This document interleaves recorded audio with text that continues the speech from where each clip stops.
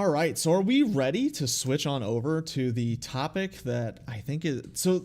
If all right, we're you know what we're just going for it. We're going towards Overwatch and Overwatch League. So this is huge for me because, as Logan knows, when Overwatch League got started, it was basically the first like esport that I got into, and kind of none of our other friends really followed it or got into it. So I kind of fell off for a little bit, but now Logan's into it. It's gotten me more into it, and I'm having fun kind of like researching things about it and learning more about it. I think to me, Overwatch League is I think that's like prime time esports. To me, it is the most exciting esport to watch. I don't know. I just think that the way the game momentum shifts and big plays happen and the way that it's so team based, to me it's the most fun to watch.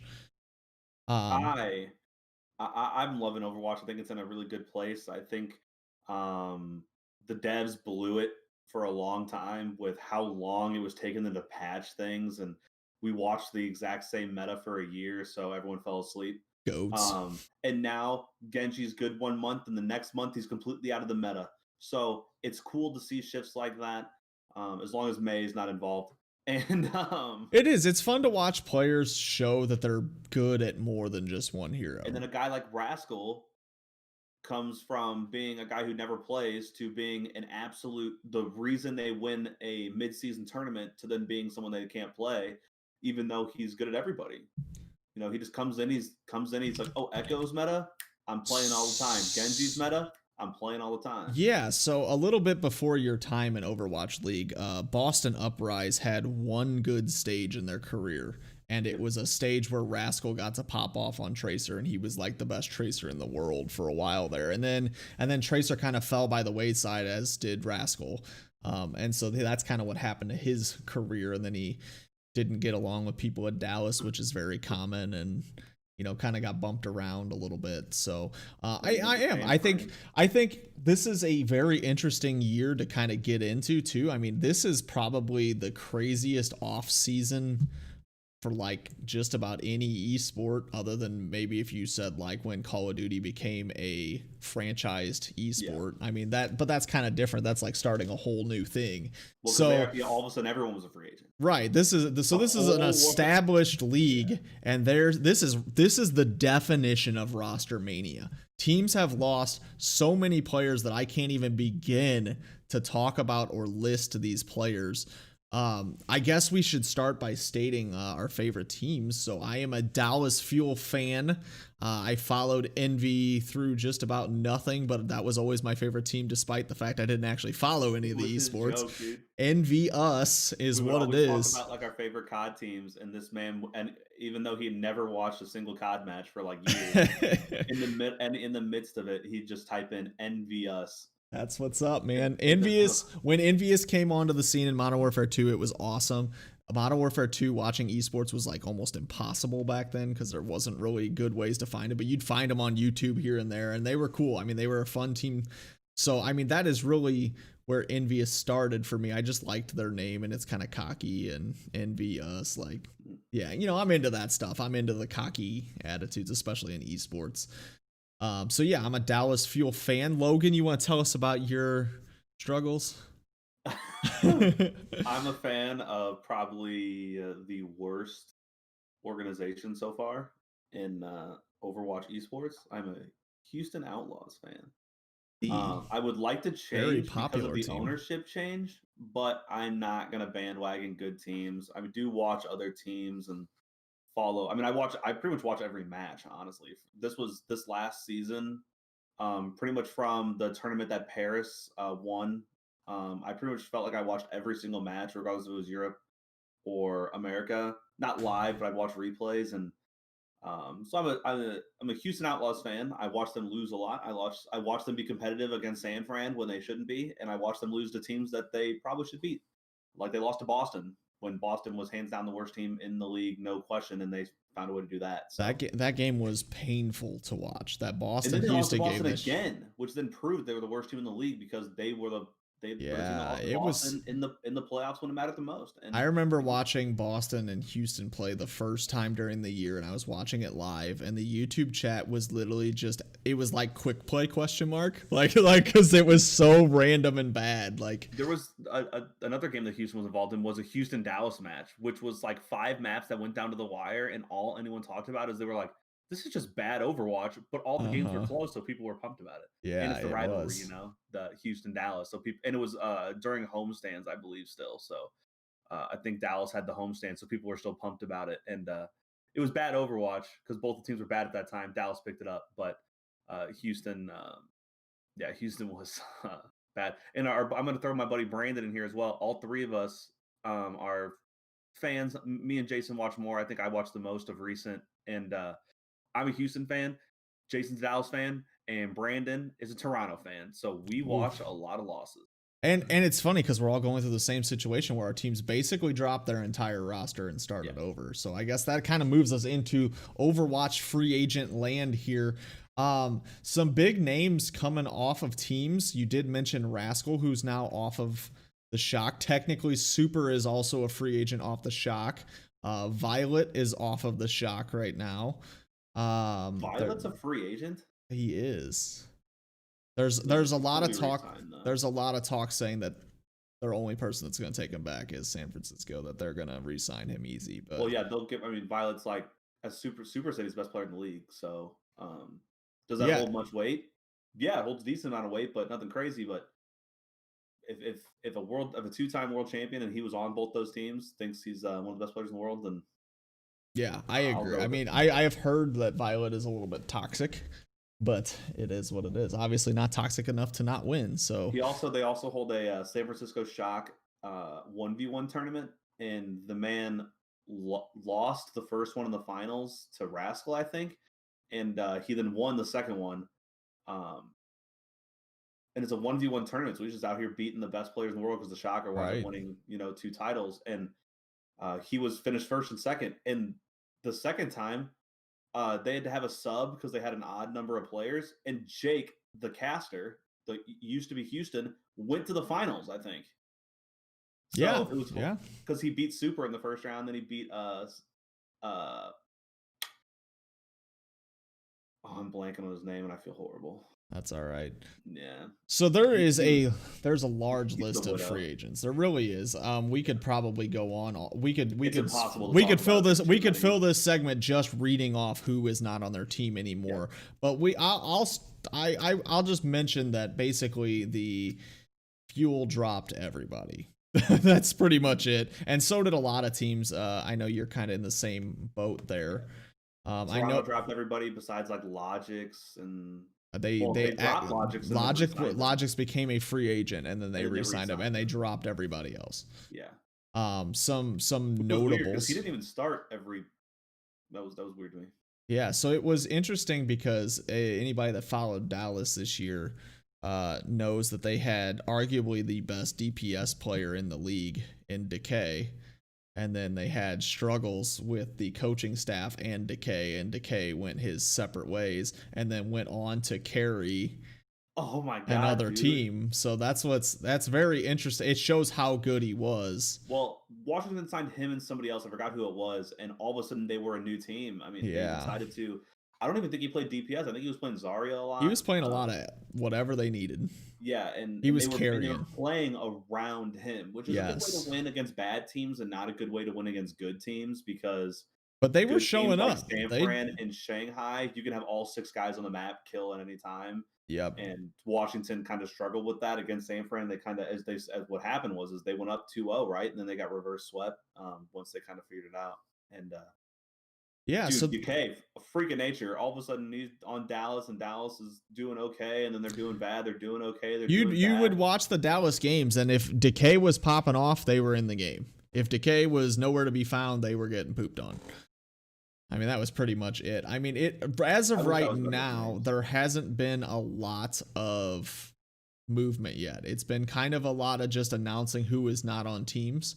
So really fortunate for my subject of Dallas Fuel, they have made some moves. And so basically the Dallas Fuel are trying to rebuild the Element Mystic team from 2018, 2019 was a very good contenders team. They brought on the coach. They already had Doha, who was one of the players that played for Element Mystic, and then they brought in Sparkle and now Rappel and Fielder. So they seem to be looking to make a big splash this year, which is very interesting. I question. I'm still kind of in the air about Sparkle. I don't really know what's going on with that. Yeah, I don't know that. I mean, that's the thing is I am not. This is another reason why I'm really excited to kind of do this podcast part about Overwatch League is because I feel like it's going to get me to dig in a little bit more. I don't follow contenders very well, and I'd like to. And I think that a lot of people, if you ask, say that Overwatch has done contenders league kind of dirty and made it so it's kind of not as accessible to people. So I would like to get into that a little bit more and kind of figure out where these players come from. But I do wonder, is Sparkle kind of a one-trick pony there with when his Sparkle Genji came play? up, the thing with Sparkle was he was known as like arguably the best Genji in the world, but he wasn't old enough. Right. And then he just so happened to turn 18 like 2 days after the biggest Genji buff ever. So it's like it's literally like the Overwatch developers or the Overwatch buff team said, Sparkle turning 18, let's make this guy a star right away. Yeah. And all of a sudden, Paris walks into the tournament a 9 seed at a 17, take down Dallas in actually their best match they played until the finals, and then Paris then just rolled everybody was behind Sparkle until the finals when they played Philly in an unbelievably close series that Paris wound up winning. But so we don't really know what's going on with Sparkle because the second Genji kind of fell off like a month later. Paris fell right back to where they deserved to be in the middle of the pack, not doing anything impressive, and Sparkle kind of stopped being talked about. And that's where I am a little concerned as a Fuel fan is because a lot of these guys all came from Paris, including the coach. And so it's like, are we just replicating the team they had? The other problem I see is they also signed Hanben as well, who was a Element Mystic guy. The problem is they don't have a main tank currently. And in the top 25 Overwatch League free agents, the only main tank player that is a free agent is Super. And now, would I love to have Super on my team? Absolutely. I love the guy. I mean, I love watching his streams. He's a fun guy. I mean, he's definitely kind of taken that role of face of Overwatch League, despite not always being a starter on his own team. I would love Dallas to go out and say, we're doing it. We're going all in on you, Super. Here's all your money, blah, blah, blah.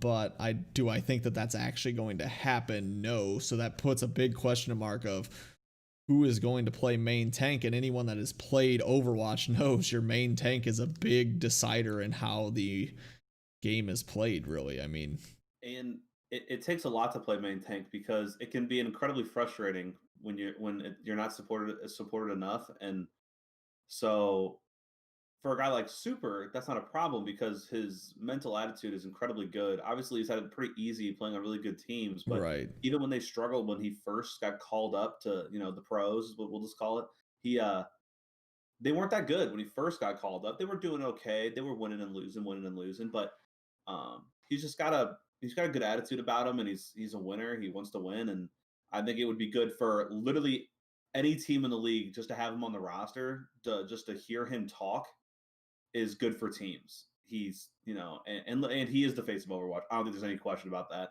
He is 100% the face of Overwatch. They make him, when they had a big event, he was the host of the big San Francisco Shock T-Mobile 1v1 tourney. They didn't even bring casters in. They had him be the caster. Yep. And then, and he did a good job of keeping the team from like cussing and stuff like that. And then he was on Fallon 2 years ago, last year, and he was on Fallon like yesterday. So, yep.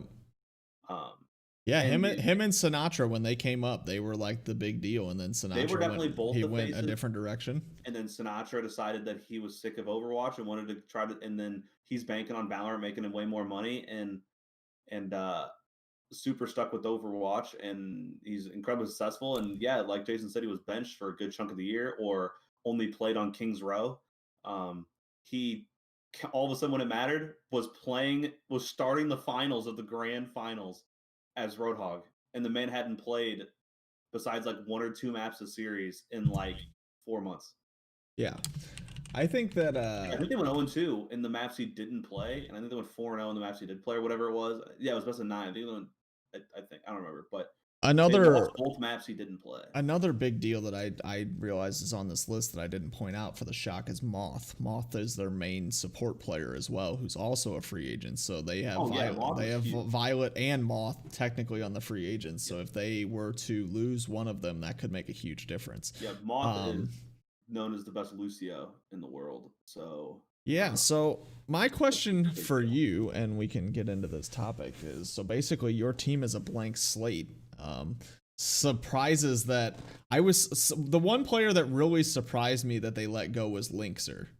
I thought Linkser was very talented, but I mean maybe he's limited in who he can play, and they don't think that he's good enough at those people to be one trick pony for him. So I mean that was kind of a surprise for me, but so basically what I know, I think Dante is the only guy they brought back. I think that that's all they have left is Dante.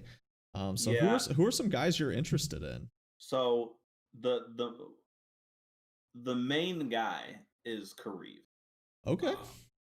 He is a support player for people who don't know, and I can Google him real fast, but he had a very good year and was playing very good as a flex support. He played a lot as Ana for a long time.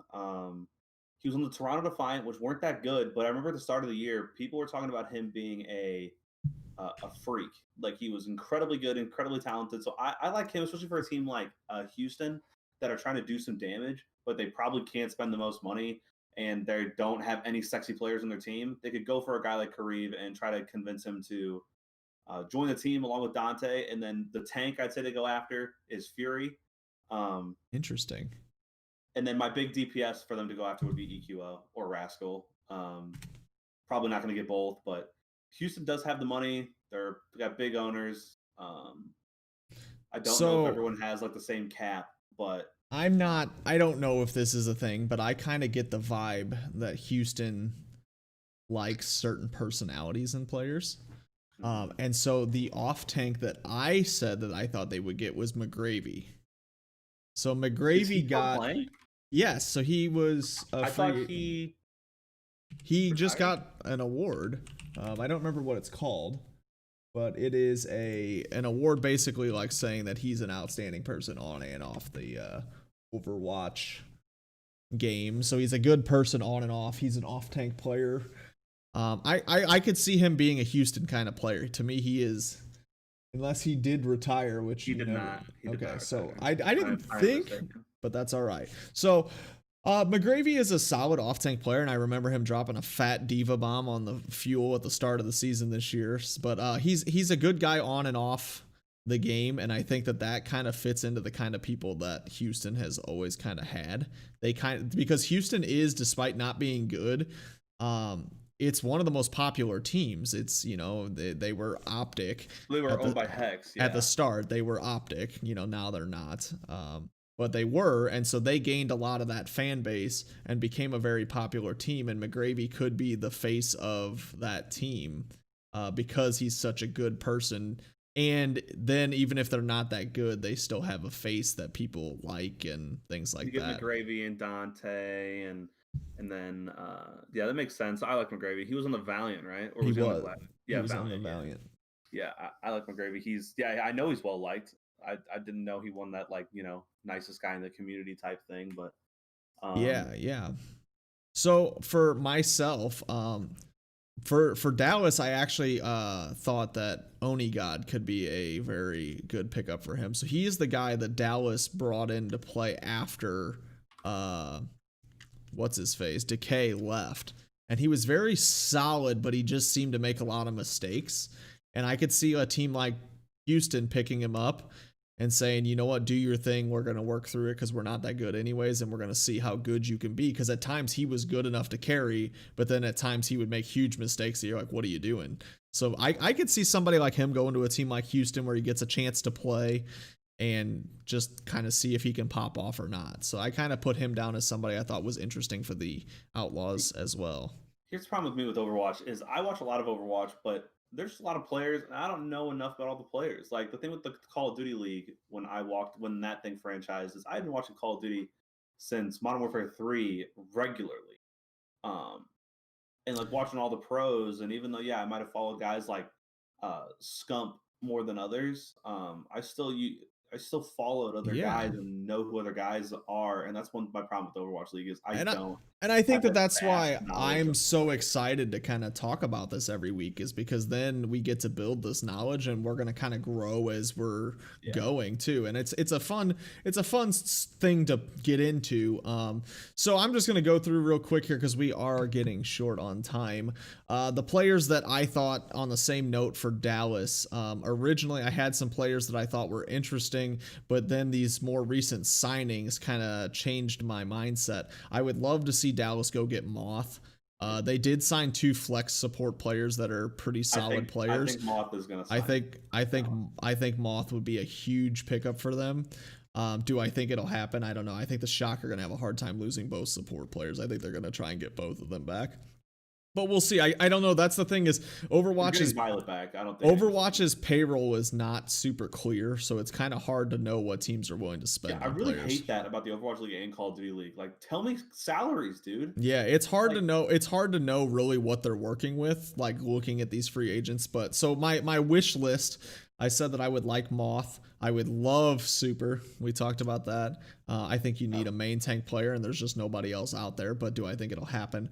Probably not. I also named EQO. So a little fun fact that Logan knows, but when Overwatch League started, I was picking my favorite team between Philly and Dallas, and neither you one was very chose good to wrong. start. And I chose Dallas, but I still have always liked Philly. Like I like Yeah. watching Carpe, and EQO was one of my favorite players. In case you're wondering, EQO is emotional quotient 0. That's what it stands for. So he talked about how Also, IQ is a number, so he put EQ for his emotional quotient, saying that he doesn't get worked up.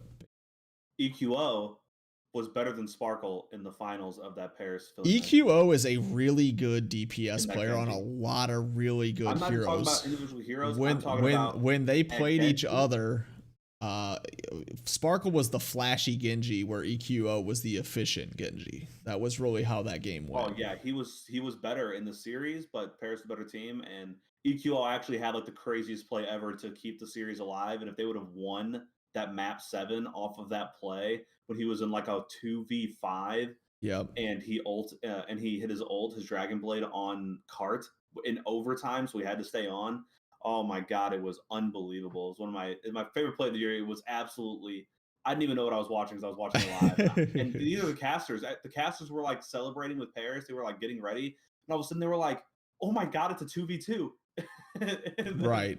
it was they wound up losing the map, but Yeah, because EQO, I mean that was when Paris really kind of showed up, and everybody was like, "Holy cow, maybe Paris is gonna be good," and then they kind of and then they weren't. But I weren't. mean, they made Philly look silly, and Philly was arguably the best team all season Philly in was the best team in NA. the world after they 3-0'd the Shock in that tournament, I believe. Yeah, the Philly was solid, and then No, so they they did just it later. Never mind. Philly just didn't perform there at the end.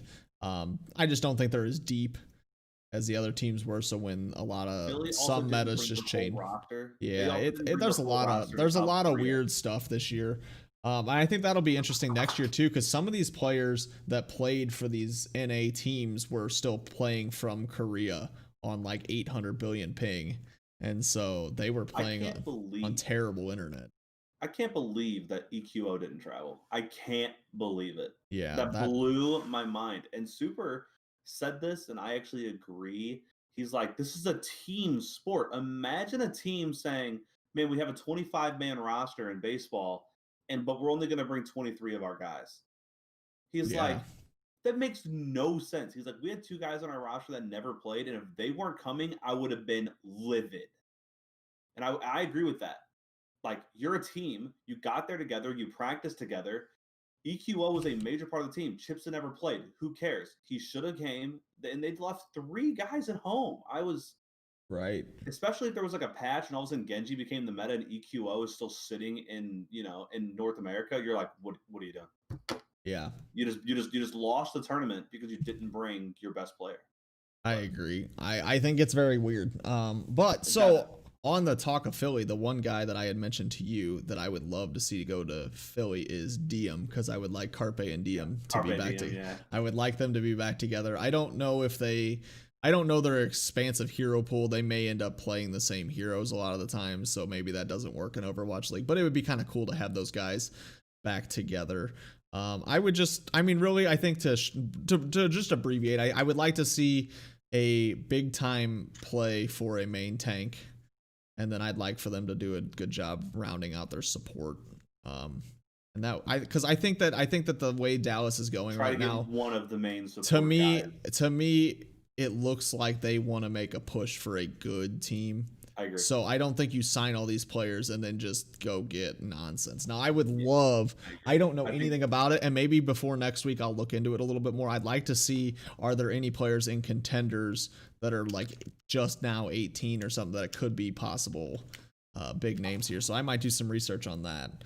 I really agree with Dallas. Hastro he wants to compete. He's not about just showing up. Hastro has never been that way, and he'll never be that way.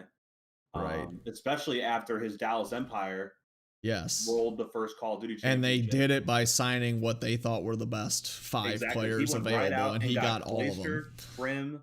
I mean, he's spent a boatload of money, and he's going to do it again. I So I think that they're I going for have that same high approach. hopes for Dallas's I think, offseason and because and so Astro. a lot of people keep saying Overwatch League is dying, but actually, I think I saw somewhere that the viewership was at an all-time high this year. I think that there is a lot of struggle because it's split up. You know, some people are watching on the website to get the drop. Some people are watching on YouTube. A lot of people like you are watching it later on and not watching it live. So I think I think it's really hard to judge how viewership is, but I can't wait to see what Overwatch does when they can go back in person, they can put on their events and things are big again. I think Overwatch League does it better than anybody else right now. I mean, I think because Call of Duty is copying it because it's so COD good. didn't get a chance to show what they could do last year because of COVID, but I think Overwatch League showed that they can do it really, really well. And so I'm excited to see how that goes forward. I'm excited to talk about it every week. You got anything you want to say before we call it quits here? I think Overwatch killed the game. I think actually Overwatch and Call of Duty did a really good job of surviving a professional esports league online in very early in both of their careers, especially COD's franchise line. I mean, I think they did a really good job. But Yes. Overwatch is the best production. They're the most. They seem like they got it going on. They got the right girl at the desk. She kills it every week. Bren is hilarious. I love listening to that guy talk. I don't know why, but I do. I just think they got the best thing going on. And I like their little With everybody. playful like over analyze or whatever it is, that the Overwatch show that they do in between like each week of playing. Like they have fun with it. They kind of do like an ESPN of Overwatch League each week, and that's kind of fun. Like it's cool. The only thing I would like to see more, and this is my only issue I've had with Overwatch League, and I don't mean this in any kind of offensive way, but it is tough to like the personalities of people that don't speak the same language as you. When a lot of the league is Korean, I know. I'm just saying it's.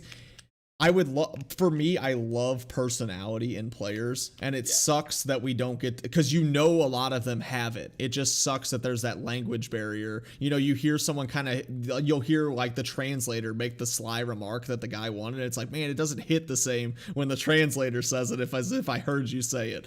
And so it's like that does suck. So nice. But I mean, I'm excited. I'm excited to learn more about it moving forward. I'm excited to keep doing this podcast. This is going to be fun. Yeah, it'll keep us in and keep us talking. Yeah, and I think I've got a ton of stuff that I'm ready to still talk about next week too, and then we could add to it based on whatever happens these upcoming weeks. But I think that is going to wrap it up. We are about almost an hour and a half here. We really we went for it. It's an hour and 22, so not too bad for the first episode here. At the last inning touchdown, which has nothing to do with Overwatch, but it does the other two sports, so that's good enough for me. Logan, anything you want to say before we go? No, it's excited to do this and talk and have some conversations about some fun stuff. And baseball offseason will keep going. Football's going to keep going. Overwatch drama is going to get going. So I love it. I love it. So if you don't already, you can find our Twitter in the link down below. This is also our YouTube channel. If you're watching this on YouTube, hit that subscribe button. We really appreciate you stopping by. Let us know what we can do to make this better, what stuff you want to hear about. If you have any questions, leave them in the comments below, tweet us. We will try to answer those questions as well. I will see you guys next time. What about you? Bye. Bye.